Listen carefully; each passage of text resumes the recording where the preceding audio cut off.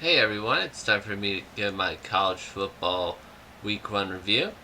First, I'm going to go over how Teddy Bridgewater is the early candidate for the Heisman.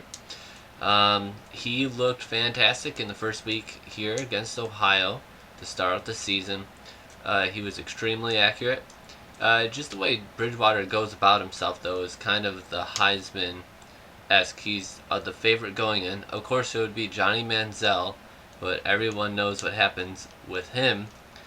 Bridgewater, at least early on, is the early favorite. He should get plenty of stats because he's in a weak conference, in the American Conference, which was the Big East before.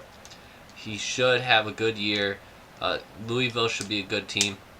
As long as Louisville's in BCS contention, uh, Bridgewater definitely has a great shot at winning the Heisman. That's why he is the early favorite to win the Heisman Trophy. Next, I'm going to go over week one of college football. I'm not going to go game by game or every game in the top 25 because that would take forever. So I'm just going to go over the important games that happened earlier this week. Alabama. Let's start off number one. Alabama.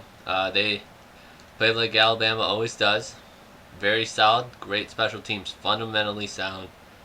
The Alabama team to beat this year, like they have been the past couple of years in college football. Great defense. Look sharp against Virginia Tech. And the thing with Alabama too, you know what's scary? They get better as the season progresses.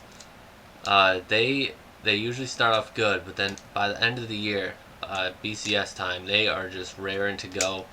Alabama, they are going to be tough to beat. I am looking forward to that Texas A&M Alabama matchup coming up later in the year.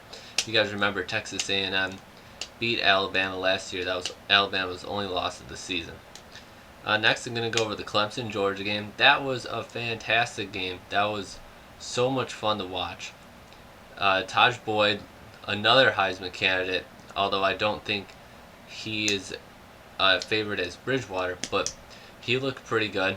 And he's looking great now, making a decision to come back and not turn pro last year. Clemson as a team, they are early national championship contenders. You know, you have your quarterback, your best quarterback, come back. Talent all around the ball, plenty of receivers. Sammy Watkins, who I love watching play, that guy's a burner.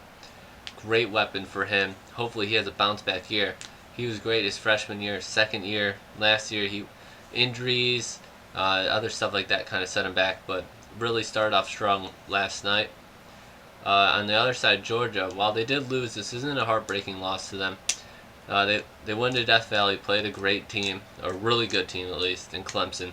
Tough place to play. Todd Gurley was sensational. He is my favorite back to watch in the country, I can tell you that right now. He's so big and he's fast. He's fantastic to watch. He might be the best running back in the country, and he's only a sophomore.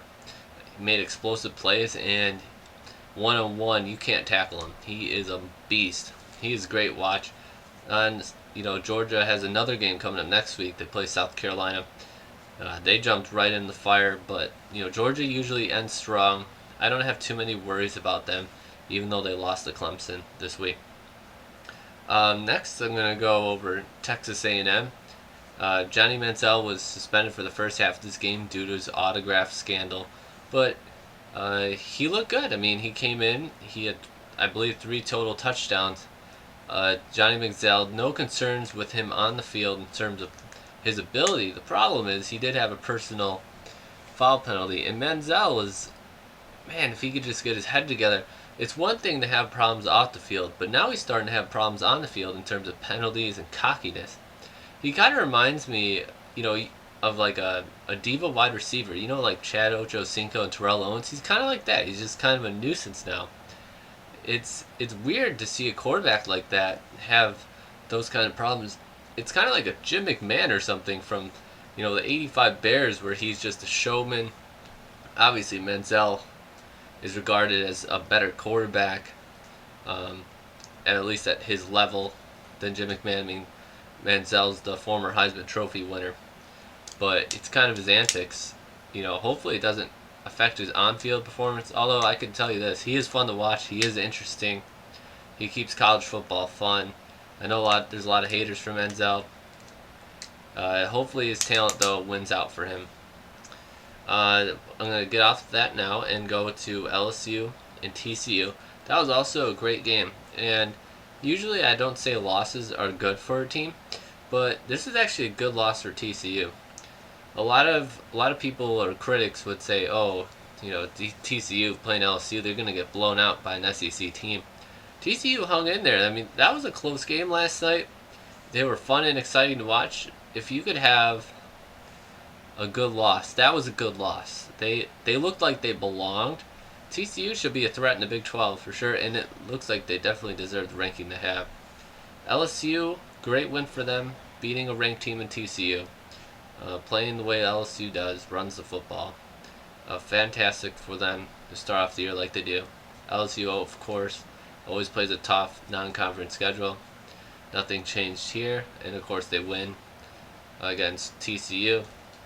But a great game nonetheless. It was a lot of fun to watch. Another point I want to go across is the Boise State shellacking against Washington.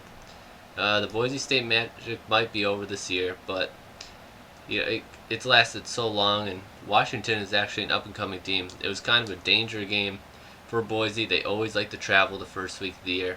They went out to Washington in a tough game.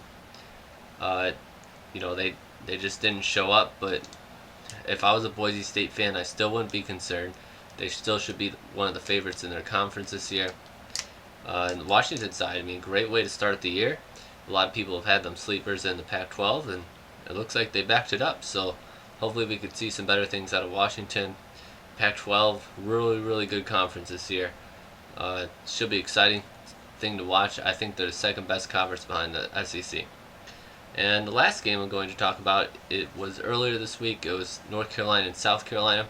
The one thing I want to point out is South Carolina is a better team than people give them credit for. Everyone talks about Jadeveon Clowney.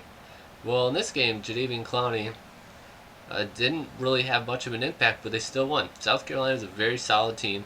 They have a good quarterback, Connor Shaw, coached by Steve Spurrier. They are going to be a factor, especially in the SEC East. In the SEC in general, they really want to get to that championship game. They won 11 games last year and didn't make it because Georgia represented the SEC East.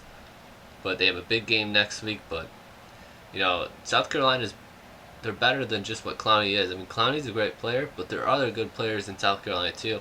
I hope everyone sees that and continues to watch them. They're a fun, exciting team to watch. Their defense is very, very, very good. Their offense is better than people give it credit for too. So that's interesting to see as well. I hope you guys enjoyed my week 1 view of college football. I hope you guys check me out next week with my thoughts on a rather exciting week coming up of week 2 of college football. Anything goes, anything goes. You never know what we're gonna show on Anything Goes.